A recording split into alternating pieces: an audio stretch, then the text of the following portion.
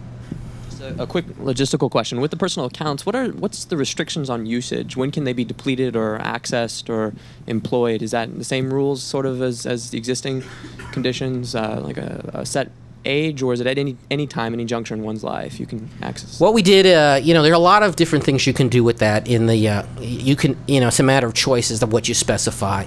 But I believe what we did in the Ryan Sununu bill is you couldn't access the money until retirement. And then you had to keep enough to pay at least what Social Security promised.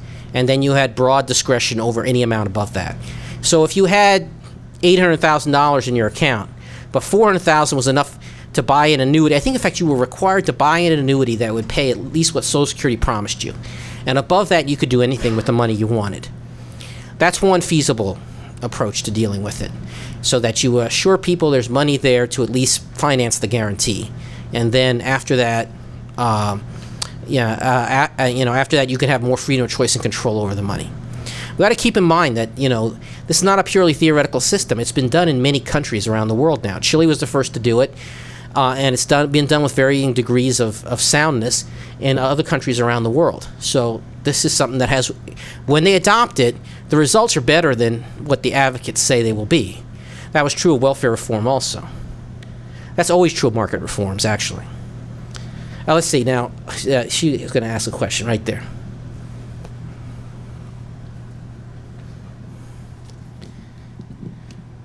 Diana Weinert. I'm with the Marshall Institute. I actually already answered part of the question. I was going to ask how the guarantee works that you were talking about for the... Okay, the guarantee says that if what we have in the thing is this offset formula. So if you exercise the personal account, to the degree to which you exercise the personal account, you give up some Social Security benefits under an offset formula, and you use the money from your accounts instead. So and then if you do it your entire life under the Ryan Sununu plan, then you have zero from Social Security, and all your retirement benefits come from the personal account. And what the guarantee says is if the amount you get from Social Security plus your personal account is less than what Social Security promises under current law, the government will send you a check to make up the difference.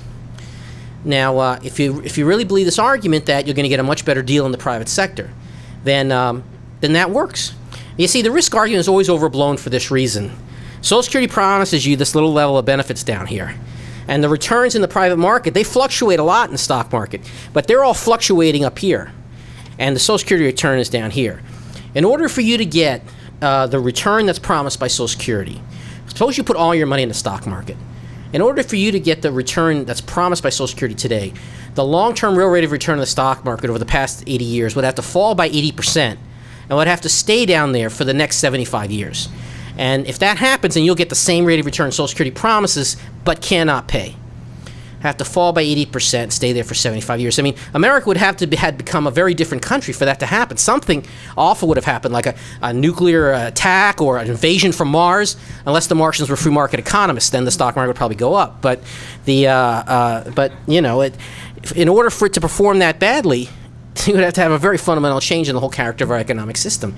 So that's why the risk issue is overblown. If all of that's true, then this guarantee is a very politically inspiring way of trying to address this. Because now you say to the left, look, we got your safety net. It's still there.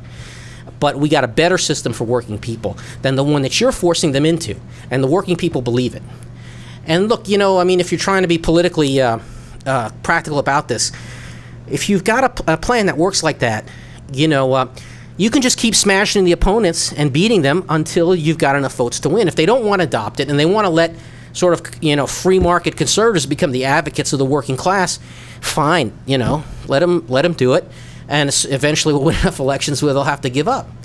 But, another way you bring this into a new idea is you win a bellwether election where you bring out lower income people, working people, a Democrat district to vote for a candidate advocating this. One intelligent black candidate from a black district running in a Democrat primary on this idea and winning it would really shake up the whole political system. Okay. You haven't asked a question, have you? You? Okay. You're next. Hi, I'm Josh Parker from the Liberty Coalition. My main concern is it seems like this could definitely lead to more regulation of private funds. My concern, like to give a hypothetical, is that, okay, right now you apply to be a fund and you get accepted, and let's say there's a big disaster and the result is that you're getting, your payback is, your interest is less than what Social Security would give. There's a huge incentive for government to choose funds that are going to do well, or else they're going to have to pay it. So if something like that happens, what stops government from regulating even more than they are now? You see, what you've raised is an argument that people use against the system. They say, well, if you've got this guarantee, then you've got, endemic, you've got, what's the right term for this? I'm missing it right now. You've got this adverse risk issue where, people will have incentive to wildly speculate. But under this system, the government controls the risks that can be taken. So the government gives you a guarantee, but also doesn't allow you to take wildly speculative risks. It'll only allow investment funds on the market that are within general parameters. If you allow people to invest in diversified stocks and bonds, and you can even allow them to invest internationally, that's a very broad investment choice that is going to produce a high return over time. That is not, this doesn't present that much risk over the long term. The stock market is risky in the short term, but it's just not that risky over a period of 75, 80 years, because these returns are going to stick around. The before tax, the rate of return to capital is endemic to the economy. It reflects time preferences and the marginal productivity of capital, and so the market's going to keep going back to that over the long run. So if you're going to have a guarantee, you have to have some public control on the risks people can take. Now, as I said before, this is not a system that the government can't possibly screw up. You can't get the American public to accept the system the government can't possibly screw up. They want a safety net in place. They want a system that they think serves the public, and I can't, this is why the Libertarian Party doesn't get more than 2 to 3% of the vote where it does well, because the public is just not there yet. So you have to have a system that continues to serve the core public functions that the public insists upon. But my case is we can do that and have a government that is, 1/5 the size of the government we're going to have under the current old-fashioned system. Now, so, I mean, it does pair these risks, but, those risks are easily worth bearing in return for a system that reduces federal spending, for the greatest reduction in federal spending in world history, the greatest reduction in taxes in world history, the greatest reduction in unfunded in government debt in world history. You have to have a system of trade-offs. Like I can't come up with something that's going to work politically that doesn't have these, some of these trade-offs because you have to have government involved. They're not going to take a system where there's no government involvement. If government's involved, there's a way for government to screw it up. And so, you have to try and people used to say the same thing about education vouchers, and maybe they still do. They used to say, well, school choice is really not a good idea because if you have these vouchers go to these schools, then private schools, that'll give the government an excuse to exercise more regulation of the private schools. So we don't want that. Now, so that's a risk you take. So a lot of people respond to that saying, well, you have tax credits instead of vouchers. It gives less of an excuse for government control. Well, it does, but the government can still, use the excuse. None of these systems, other than sort of just abolishing the government role altogether, are foolproof from the government messing the system up. But if you're going to make progress, these are risks you're going to have to take. Okay, let's see. Who haven't I called on yet? All right, over here. Hi, I'm Victoria Kurzweig with NCPA. You haven't mentioned anything about health savings accounts, and I was just wondering if you think those are going to catch on, and if so, if they'll help sell people on this idea of personal accounts and restoring confidence in the market-based system. Health savings accounts are, a great idea, and you can say hi to John Goodman for me. When the first paper on health savings accounts we wrote in 1981, when NCPA was a shoebox in his closet. Believe it or not, Cato was actually once a townhouse in San Francisco, and they've prospered since then. I have not prospered as much as they have, but the health savings accounts are just truly revolutionary in healthcare. And the leftists of the New York Times have editorialized on this because they fully understand this. They have talked about the troubling public trends towards personal and individual responsibility instead of social solidarity. And so, they mentioned personal accounts for Social Security and health savings accounts as two examples of this troubling trend towards individual and personal responsibility. And the health savings accounts are a key to the whole, the key to solving the whole healthcare problem. And again, see, they're a political design, because you see, how do you get people to give up third-party payment when you live in a world where most people think that, hey, if you're sick, you should be taken care of, whether you can afford it or not. So how are you going to get them to get away from third-party payments? So, as you know, the health savings accounts really address that problem by getting people to take as much responsibility as you can get them to take with saved funds in their own account. And I think they are going to catch on. I think that, the model that they've adopted, these personal accounts, can be improved, because I've always thought that what they need to let you do, and I always thought that the non-qualified personal accounts are more attractive than the qualified ones, because I had personal experience with this in the past. Under the non-qualified personal accounts, if you don't spend the money on healthcare, at the end of the year, you can take it out and spend it on anything. Now, when you try to get a health savings account built through Congress, the healthcare special interests come in and go, oh, no. We're not going to let any money out of the healthcare system. That will let air out of the balloon. And if you let people go spend it, on cars and stuff, then some of the money that's going for healthcare now, which we sell, will go to cars, which somebody else sells. And that's no good. So they always said, well, you have to spend it on healthcare. You can't take it out and spend it. And every bill that's gotten out of Congress that has had personal accounts that qualify for a tax break has said that you can only spend the money on either healthcare today or healthcare tomorrow, or in retirement we'll let you spend it on whatever you want.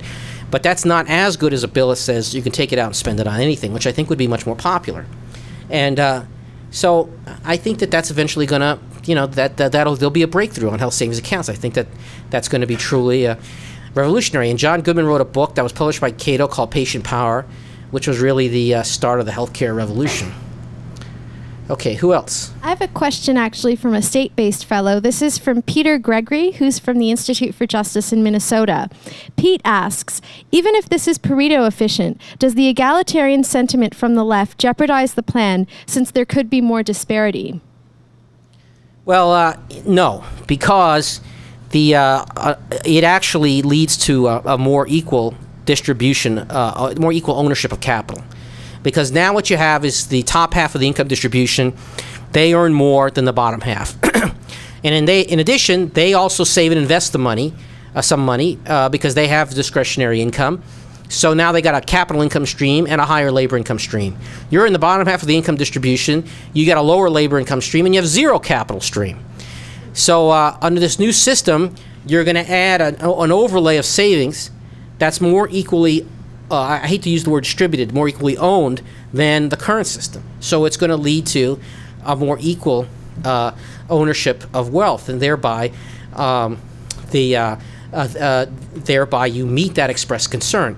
Now, the real concern of the left is not egalitarianism, but power, and the system does take away their power. But they can't win an argument with the public saying, if you adopt that, then the workers will have more power and we will have less.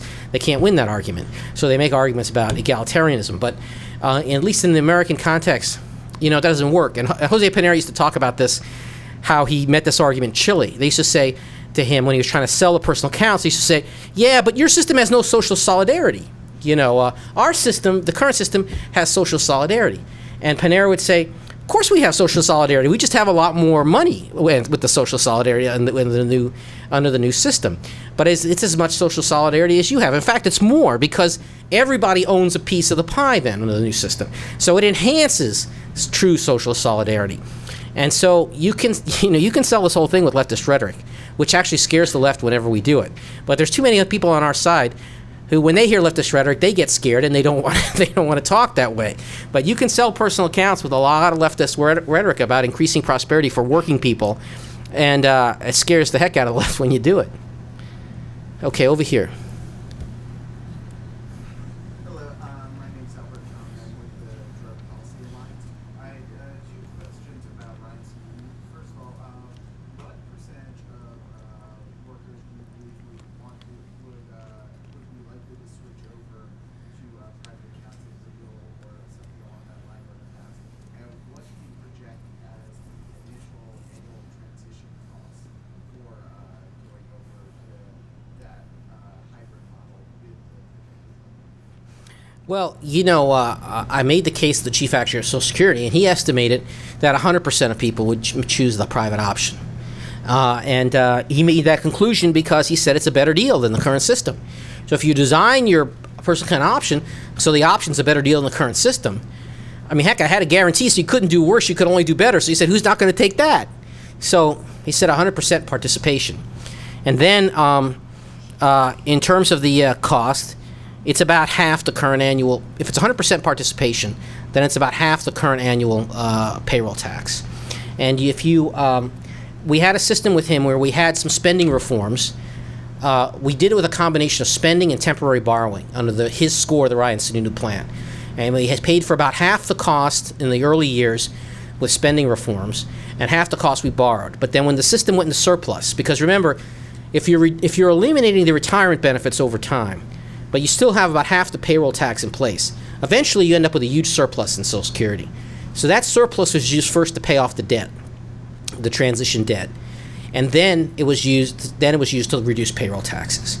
So if you come up with savings in the early years, in the first few years, if you're going to do partial borrowing, you're going to have more borrowing.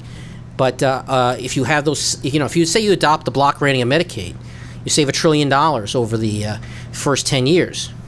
And with a few other spending reforms, you can achieve the spending reductions that we assumed in the Ryan Sununu score, which led to a manageable level of borrowing that you could then liquidate in a fund, a self-liquidating fund that you would pay off over time. So we sought to sell it by saying there's no permanent borrowing in this system. There's temporary borrowing. It's analogous to a mortgage, which the average person understands. You borrow money to buy a house, you pay off the mortgage over time, and then you have the house. Same thing with the personal accounts. You borrow the money, you pay it off over time, you end up with your personal accounts over a period of years. That worked in terms of the general public. And you know what? On this issue, it's not the general public that's the problem. It's the people inside Washington. That's where the education needs to be, both as to the political feasibility of it and how you could design it. But you still, a lot of people I deal with, they still talk about, well, we got to educate the public, et cetera, et cetera. Public's already there. They buy off on all these arguments. Just on that, what's the real dollar figure for annually for that 100% participation rate?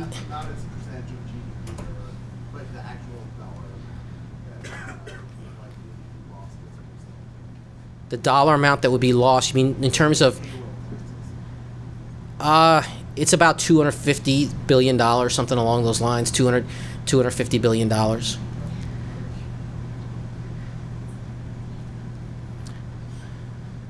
Okay, who else? Anybody else who hasn't asked a question before I call on somebody who's already asked a question?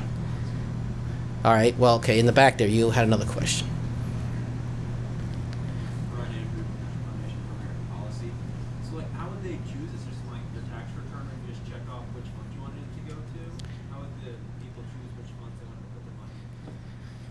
There would be a form that they fill out, and they send it to the Social Security Administration. They send it to the Treasury Department. This is how we did it on the Ryan Sununu bill.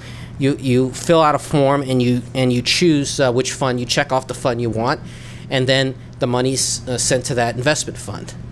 And so we got to the point where we worked out all these details. There's an investment banker from Wall Street named Bill Shipman. He's published some papers with Cato before, and he has the most brilliant work on administration of these accounts. But I mean, we had a system where, because the employers began to say, we don't want to administer a system where we've got to send money to all these investment funds.